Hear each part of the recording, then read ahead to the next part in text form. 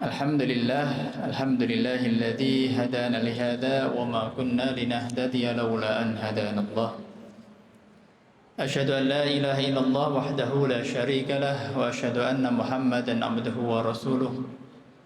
Allahumma shalli wa sallim ala nabiyyina Muhammad wa ala alihi wa ashabihi wa man tabi'ahum bi ihsanin ila yaumil qiyamah, amma ba'dah.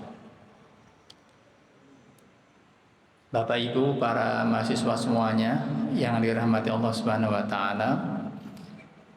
Siang hari ini kita akan melanjutkan kajian tafsir At-Tanwir surah Al-Baqarah ayat 16. Ternyata masih di bagian tema-tema di depan. Jadi di awal surah Al-Baqarah itu kan ada 3 golongan manusia. Di ayat 1 sampai ke 5 itu golongan al-muttaqun, orang-orang yang bertakwa. Mereka ini adalah alladzina yu'minuna, orang-orang yang beriman. Beriman bil ghaib, bil yaumil akhir, dan lain sebagainya. Beriman pada Allah, yang keimanan itu antar satu dengan yang lainnya juga tidak bisa dipisah-pisahkan. Kemudian keimanannya itu berdampak pada kesadaran untuk beribadah. Nah, ibadah itu ada ibadah yang dipolakan secara ketat di kita, yang kemudian dikenal dengan nama ibadah khosoh, itu ibadah khusus. Maka kemudian iqamus sholah, mendirikan sholat, termasuk zakat, termasuk puasa, dan lain sebagainya. Ada juga ibadah yang nanti kemudian dipolakan secara tidak ketat, yang kemudian kita kenal dengan ibadah ammah itu.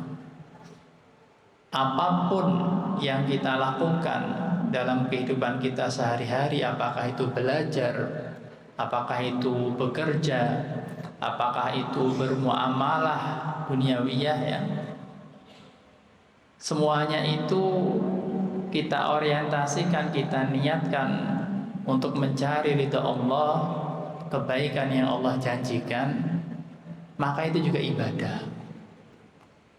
Kalau dalam bahasa kitab Masailul Khamsi, itu kitab masalah 5 dalam himpunan putusan tarjih jilid pertama, itu diberikan istilah at-taqarrub ilallah. Jadi segala bentuk mendekatkan diri pada Allah itu ibadah, apapun bentuknya, dan tentu akan memberikan kebaikan untuk orang yang melakukannya. Nah, di ayat ke-16 dari surah Al-Baqarah ini kan berbicara masalah orang atau manusia golongan ketiga. Tadi yang golongan pertama al-muttaqun, golongan kedua itu ayat ke-6 dan ke-7 itu al-kafirun. Kemudian mulai dari ke-8 sampai 20 itu al-munafiqun. Walaupun tidak secara eksplisit disebutkan istilah munafikun itu, hanya disebutkan wa minan nasi may yaqulu amanna billahi wa bil yaumil akhir wa ma hum bimumin. Jadi hanya disebutkan orang yang ngakunya beriman tapi sebetulnya tidak beriman. Hanya disebutkan orang yang hatinya itu sakit, yang kemudian Allah tambah penyakit dalam hatinya. Hanya disebutkan karakter-karakter orangnya, yang mereka itu suka berbuat kerusakan di muka bumi, tetapi ngakunya itu dia berbuat kebaikan. Nah ini jadi. Nah, di ayat ke-16 itu kemudian diterangkan, diuraikan lebih lanjut tentang karakter orang yang munafik tadi. Di tafsir At-Tanwir itu ada di halaman 133 bahwa surah Al-Baqarah ayat 16 itu berbicara tentang orientasi hidup orang munafik. Jadi mereka itu memiliki orientasi hidup yang salah. Maka dikatakan di situ ulaikal ladzina ishtaru dhalalata bil huda fama rabihat tijaratuhum wa ma kanu muhtadin. Jadi mereka itu mengutamakan kesesatan dibandingkan memprioritaskan petunjuk. Petunjuk ini kan Al-Quran, petunjuk ini kan keimanan. Tapi mereka lebih memprioritaskan kesesatan. Di sini disebutkan apa? Ya kemunafikan itu. Yang kesesatan itu direpresentasikan pada bentuk-bentuk yang sifatnya material.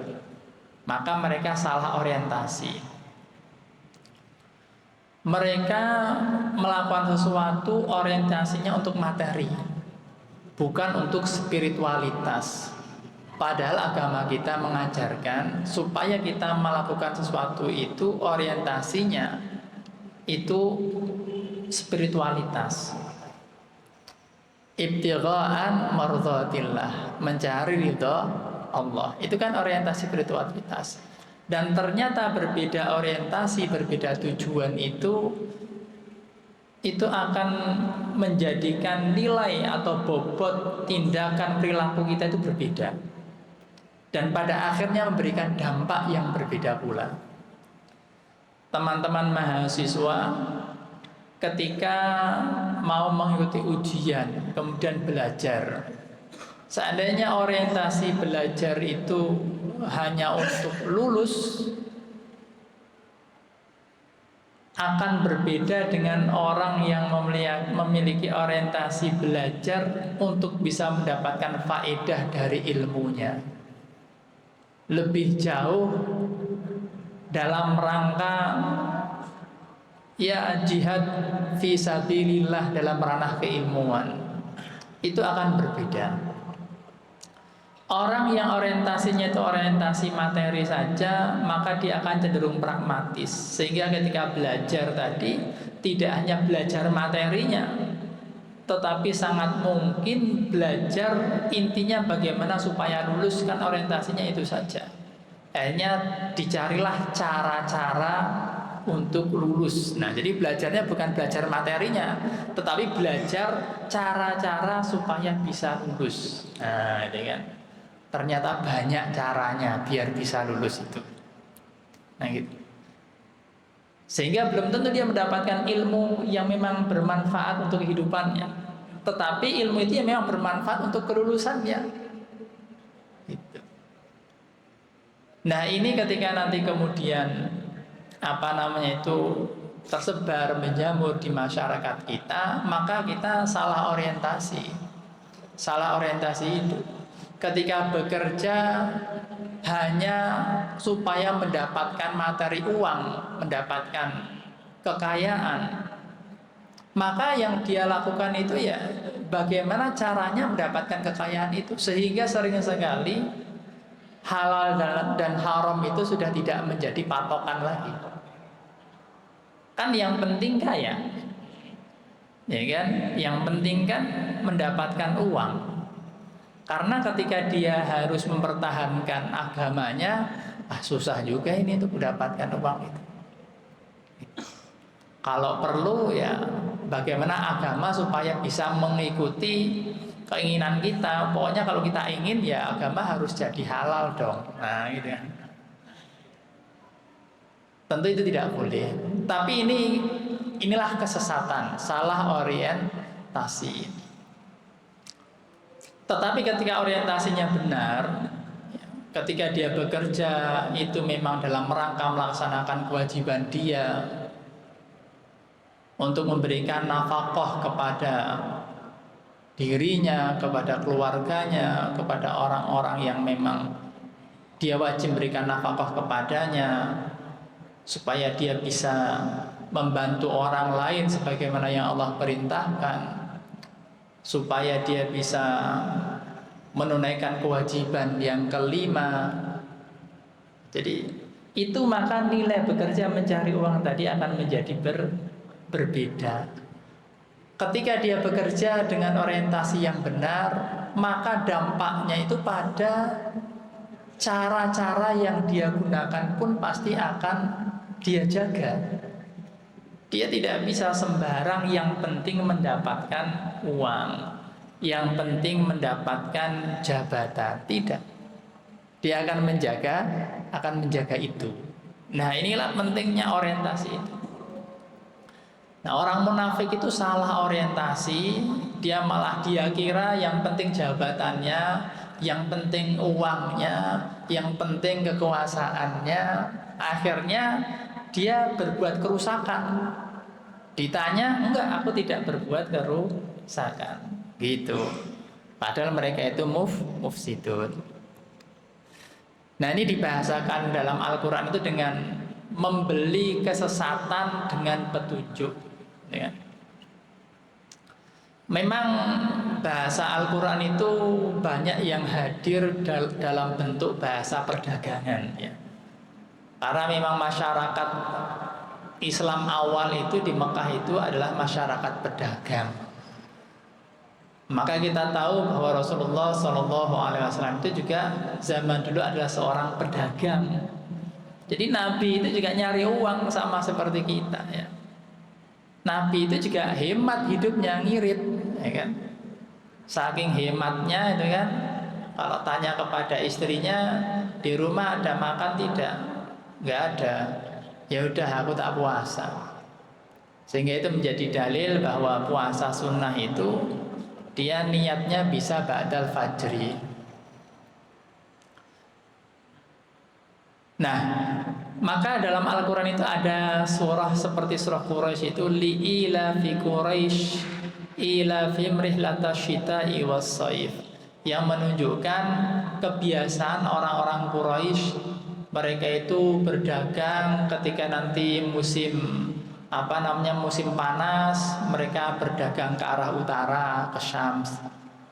Ketika nanti musim dingin, mereka berdagang ke arah selatan, ke Yaman.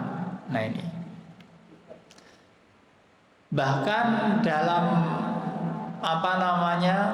membahas tentang hari kiamat pun juga demikian. Di himpunan putusan tarjih itu urut ya. Jadi kita wajib beriman pada hari akhir, yang pada hari akhir itu nanti setelah kita di alam kubur itu nanti ada namanya yaumul ba'ats, kita dibangkitkan. Setelah dibangkitkan ada namanya yaumun nasyr, kita akan dikumpulkan. Setelah yaumun nasyr ada namanya yaumul hisab, hari perhitungan. Oh, ternyata amalan kita itu juga akan dihitung.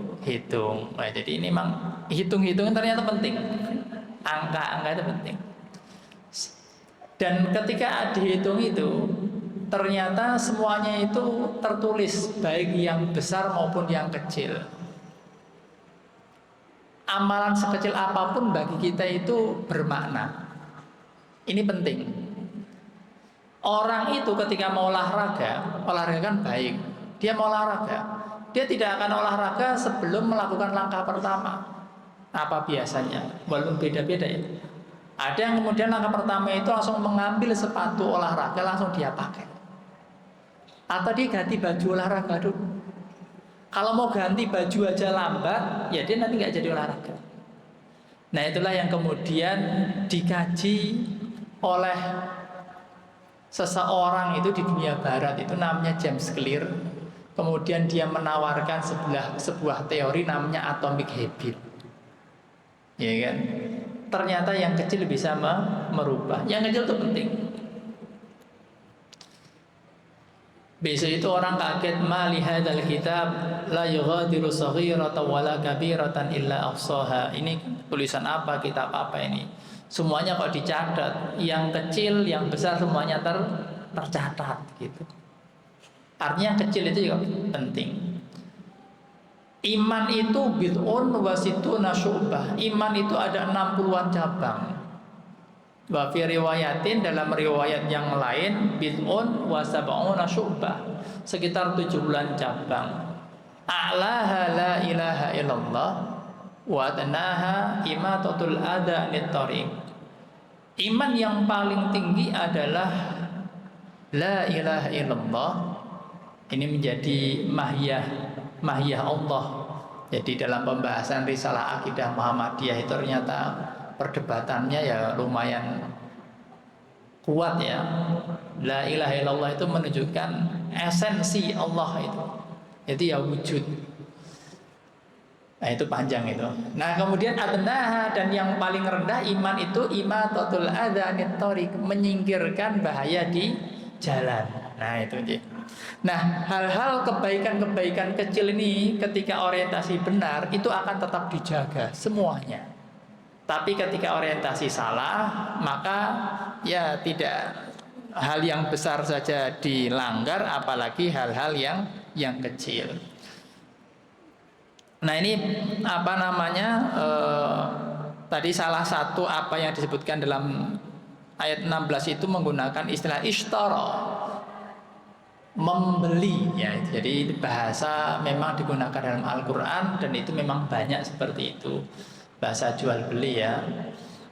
Ya memang termasuk tadi hisab, yaumil hisab, ya nanti semuanya akan dihisab, dihitung dan lain sebagainya.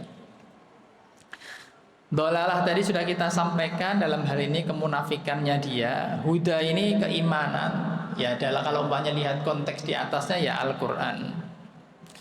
Maka dikatakan fama rabihat tijaratuhum, maka perdagangan mereka itu tidak akan pernah untung. Nah, perdagangan lagi kan. Fama rabihat tijaratuhum, perdagangan mereka tidak pernah untung. Di sini kemudian diceritakan seseorang yang bercita-cita untuk menjadi penguasa Madinah. Namanya Abdullah bin Ubay bin Salul. Jadi ini nama yang terkenal Bapak Ibu. Ternyata rebutan kekuasaan itu sudah ada di zaman Nabi. Sebetulnya sebelum Nabi datang itu Abdullah bin Ubay bin Salul itu sudah melihat ini kesempatan saya akan menjadi pemimpin di Madinah. Tetapi karena Nabi Muhammad SAW datang, akhirnya kepemimpinan itu dipegang oleh Nabi Muhammad SAW. Abdullah bin Ubay bin Salul tersingkir. Kemudian dia menjadi tokoh oposisi yang selalu menggerogoti kepemimpinan Nabi Muhammad SAW. Yang kemudian dia ini dikenal disebut sebagai tokoh munafik. Bagaimana tidak menggerogoti ya. Jadi Nabi Muhammad bersama pasukannya mau perang Badar, dibisiki supaya pulang saja nanti tidak malah kalah gitu. Akhirnya sekitar sepertiga pasukan mundur, nggak jadi ikut perang. Itu baru mau berangkat. Tapi dengan izin Allah di perang Badar menang. Akhirnya mereka tambah ciut. Itu nanti disindir ya. Mataluhum kamatalil ladzi stauqada naro. Ketika ada secercah harapan, mereka kemudian langsung melakukan hal-hal yang tidak baik. Tapi ketika harapannya tidak tampak lagi, mereka langsung ciut. Bahkan dikatakan mereka hidup senantiasa dalam ketakutan dan rasa tidak aman. Itu lawan dari orang yang beriman. Karena iman itu kan dari kata amnun. Kalau iman itu dimaknai sebagai ta'diyah atau fi'il yang muta'addi, maka iman itu ya sesuatu hal yang menghadirkan, mendatangkan aman, rasa aman. Sehingga dalam Al-Quran itu disebutkan alladzina amanu wa lam yalbisu imanahum bidzulmin ulaika lahumul amnu wa hum muhtadun. Jadi orang beriman dan imannya itu murni, tidak campur dengan kezaliman. Ulaika lahumul amnu, mereka memperoleh rasa aman. Ya. Jadi memang berhubungan iman dan al-amnu itu. Nah ini orang munafik ini 180 derajat dari orang beriman. Dalam tafsir Ibnu Katsir itu ketika menafsirkan ayat-ayat ini ya, terkait dengan orang munafik mulai 16 ke bawah itu diceritakan mereka itu senantiasa berada dalam situasi dan kondisi yang senantiasa khawatir, takut, sensi, nah, gitu ya. Kalau ada sesuatu hal, mereka merasa hal itu akan, bahasanya itu mereka merasa hal itu akan menimpa dirinya sehingga tidak pernah merasakan rasa aman. Beda sama orang beriman memang. Kalau orang beriman itu sampai dikatakan oleh Nabi itu menakjubkan.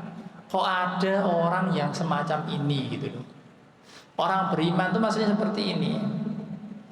Dia dapat gaji besar ya syukur, ya gajinya kok baru mepet dia juga sabar. Maka disebut ajaban, menakjubkan li amril mukmin, perkara orang beriman itu. Walaisa dzaka illa lil mu'min, itu enggak terjadi, tidak akan terjadi kecuali bagi orang yang beriman. In asabatu sarra syakara. Jadi orang beriman itu kalau mendapatkan kelapangan itu bersyukur, fakana khairal lahu, itu baik buat dia. Wa in asabathu dharra sabara, kalau dia mendapatkan kesempitan dia sabar, fakana khairal lahu. Maka orang beriman itu nothing tulus, nggak pernah kalah, nggak pernah rugi. Orang beriman tidak pernah rugi. Nah kalau ini orang munafik ini kan saudaranya orang kufur ya, itu rasanya itu nggak pernah aman ya, nggak pernah nyaman, rasanya terancam terus. Karena sebetulnya di sini disebutkan ya, mereka itu sadar akan kesalahan dirinya, gitu. Sadar tahu bahwa dirinya itu salah, ya kita salah ini gitu kan. Tapi bukan kemudian kesalahan itu mendorong untuk bertaubat. Kesalahan itu tidak mampu mendorong dia untuk mendekatkan diri pada Allah. Akhirnya menambah dia semakin sesat. Nah itu, jadi problemnya di situ. Kalau orang beriman itu dia zalim, maka dia segera beristighfar dan bertaubat. Nah ini perkaranya kan tidak. Sehingga dia di sini disebut nanti di ayat yang ke-18 itu mereka itu summun, itu seakan-akan hilang pendengarannya. Ya ada telinganya ada, lahum udhunun tapi la yasma'una biha, tidak mendengarkan dengan telinganya yang ada itu. Kemudian bukmun, itu bisu, mau ngomong yang benar juga enggak bisa. Kemudian omyun, buta, lahum a'yunun la yubsiruna biha, punya mata tapi tidak digunakan untuk melihat. Dalam ayat lain kalau seperti itu berarti ruh, jiwa atau karakter kemanusiaannya itu tidak sempurna. Dia tidak sempurna sebagai manusia. Manusia seharusnya tidak seperti itu. Manusia yang betul-betul manusia ya, itu harusnya dia mampu menggunakan potensi yang dia miliki, potensi akal yang memang Allah berikan, potensi indera yang memang Allah berikan, yang digunakan untuk memahami ayat-ayat Allah. Sanurihim ayatina fil afaqi wa fi anfusihim, yang ayat-ayat Allah itu ada di seluruh alam semesta ini, bahkan ada di dalam diri kita sendiri. Itu manusia seharusnya seperti itu. Manusia itu kalau dia berada dalam fitrahnya, maka kemudian diceritakan di nanti di depan di ayat setelahnya ini nanti ada pernyataan seperti ini. Bahkan innallaha la yastahi ay yadriba mathalan ma ba'udatan fama fawqaha. Bahkan Allah itu tidak malu untuk membuat perumpamaan yang kecil seperti nyamuk betina. Ini perumpamaan Allah buat perumpamaan supaya kamu berpikir. Karena ini Bapak Ibu yang dirahmati Allah, keutamaan manusia itu pada berpikir, dan itu berpikir itu bisa kita lakukan dengan potensi yang Allah berikan, akal dan indera kita. Kan diawali dengan melihat, mendengar, meresapi, merasakan, kemudian berpikir kan. Itu keistimewaan keutamaan manusia dibandingkan makhluk yang lainnya. Sehingga ada sebuah adagium atau sebuah pernyataan oleh seorang akademisi atau filosof itu, aku berpikir maka aku ada. Ya kan? Karena saking pentingnya berpikir itu. Artinya kalau manusia tidak berpikir, tidak menggunakan indera yang Allah berikan, tidak menggunakan akal yang Allah berikan, maka kemanusiaannya itu tidak sempurna. Sehingga dalam Al-Quran itu sebetulnya disebut ulaika kal an'am, ya nek tego itu ya, membahasakannya itu kal an'am, seperti binatang ternak. Nah, bagaimana itu polanya? Polanya seperti ini. Allah sudah memberikan tanda-tanda kekuasaan Allah, kebesaran Allah di alam semesta, bahkan di dalam diri kita. Bahkan nyamuk itu termasuk tanda-tanda kekuasaan Allah, ayat-ayat Allah. Nah, kemudian manusia itu melihat ayat-ayat Allah ini. Nah, alladzina amanu, orang-orang yang beriman itu, mereka akan berkata, annahul haqqu mir rabbihim. Oh, itu al-haq, kebenaran dari Allah. Semua ini ciptaan Allah. Untuk apa? Supaya bisa memberikan hikmah, kebermanfaatan untuk manusia. Semuanya ini anugerah. Nah, kita ini di Muhammadiyah melihat apapun yang Allah berikan itu adalah anugerah, adalah rahmat. Sehingga dalam fikih kebencanaan itu ya, bahkan musibah itu kalau bagi orang Muhammadiyah itu rahmat. Karena tidak ada manusia-manusia hebat tanpa diuji terlebih dahulu, atau tanpa lahir dari sebuah kesulitan, ya kan? Manusia-manusia hebat itu ternyata lahirnya dari krisis. Karena dari krisis itu ada peluang. Dan itu memang sejarah membuktikan seperti itu. Nah, kita Muhammadiyah melihat, oh berarti ujian tadi, musibah tadi rahmat, karena akan memunculkan orang-orang yang lebih hebat. Nah, kita memandang segala hal yang Allah berikan itu adalah dari sudut pandang positif, rahmat. Nanti bisa dibaca di fikih kebencanaan. Melihat nyamuk, al-haqqu mir rabbihim, ini kebenaran dari Allah, anugerah Allah. Pasti semuanya ada hikmahnya. Rabbana ma khalaqta hadza batila, semuanya pasti tidak batil, tidak sia-sia ciptaan Allah itu. Nah, gitu kan. Nah, ini manusia beriman.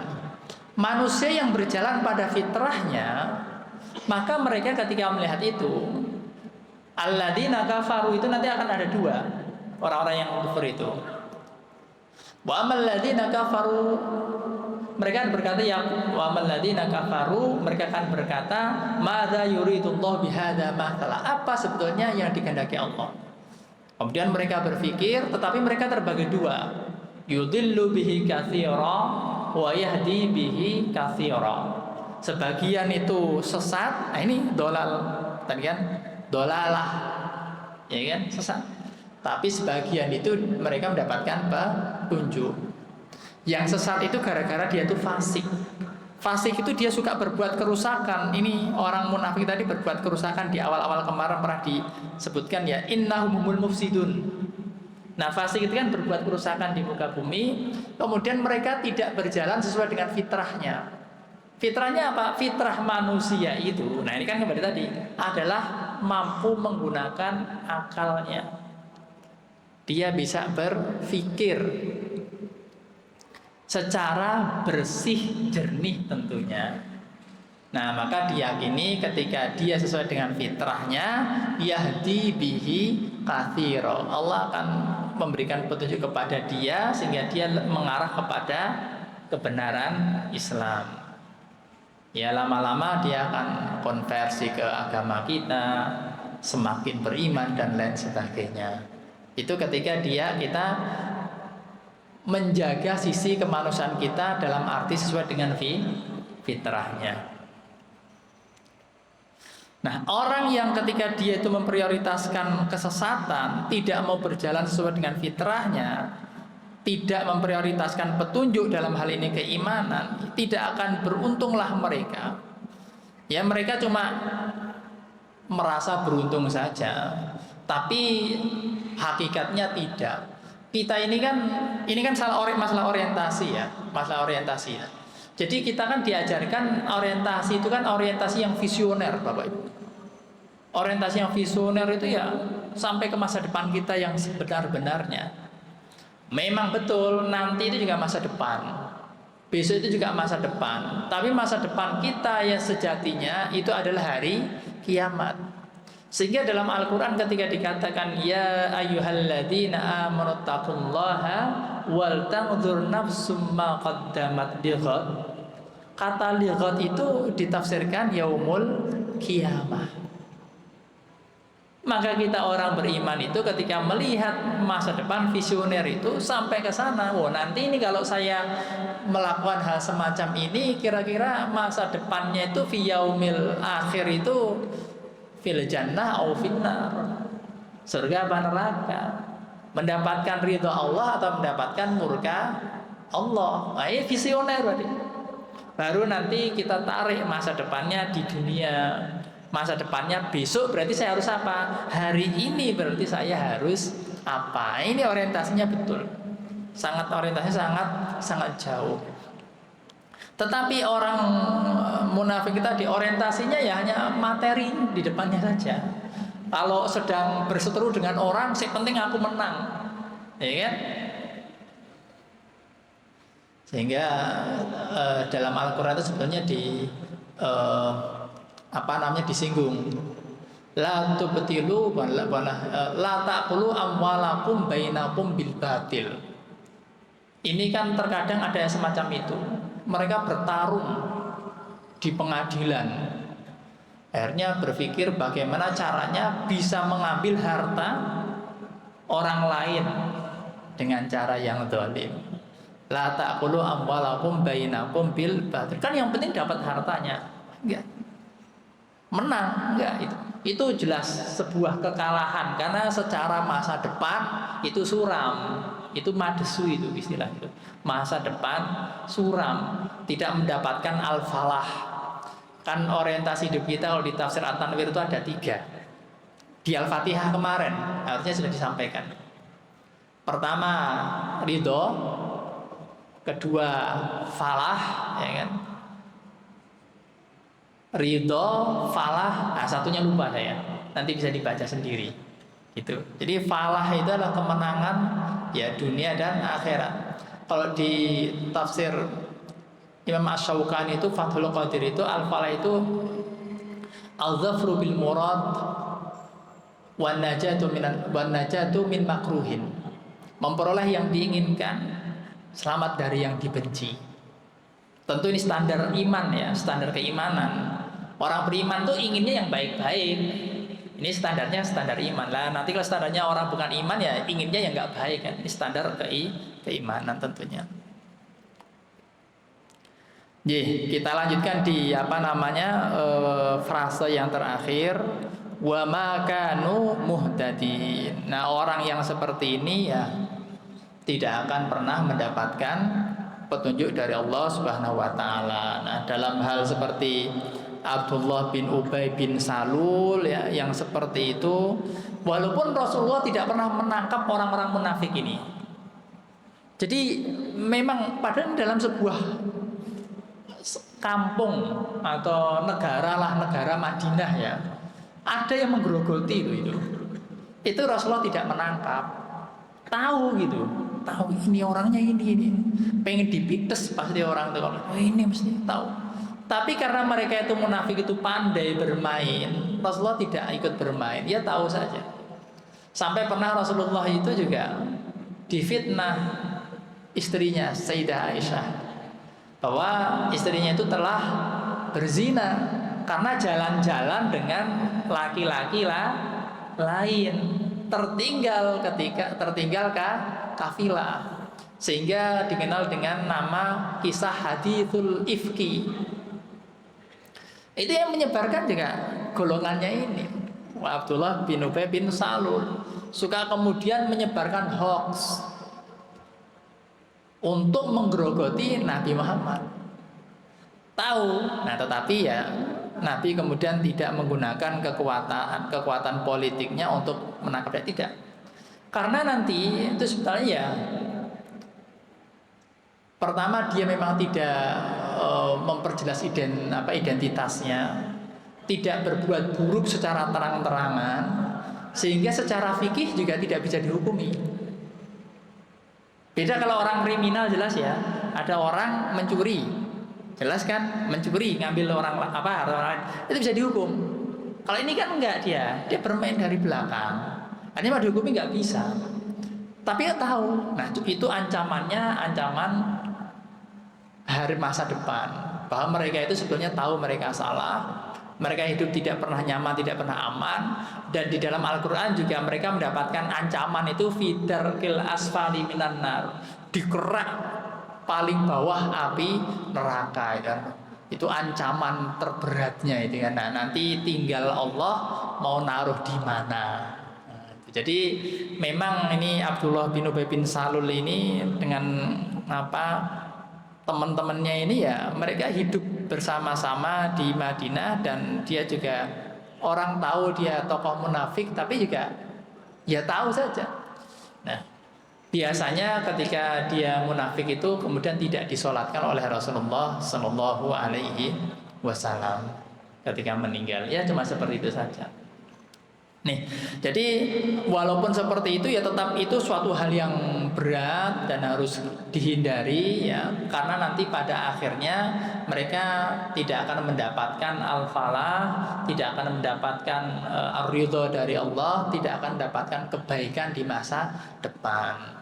Hidupnya juga tidak akan baik, apalagi kelak di akhirat. Nah, kita hindari itu ya, kita tetap komitmen pada takwa, pada iman, golongan yang pertama ayat 1 sampai 5. Itu yang insya Allah masa depannya, insya Allah yang pasti masa depannya cerah, mendapatkan al-falah, mendapatkan ridha Allah Subhanahu wa ta'ala, mendapatkan hasanah fid dunya wal akhirah. Saya kira itu aja. Ini kita sekedar tadabbur ya. Saya membacakan di sini tafsirnya ada 1 halaman, 1 lembar saja terkait surah Al-Baqarah ayat ke-16 yang membicarakan orientasi hidup orang munafik itu salah karena orientasinya itu materialistik, orientasinya itu sangat pragmatis, jauh berbeda dengan orientasi orang beriman yang sangat visioner dan spiritual orientasinya.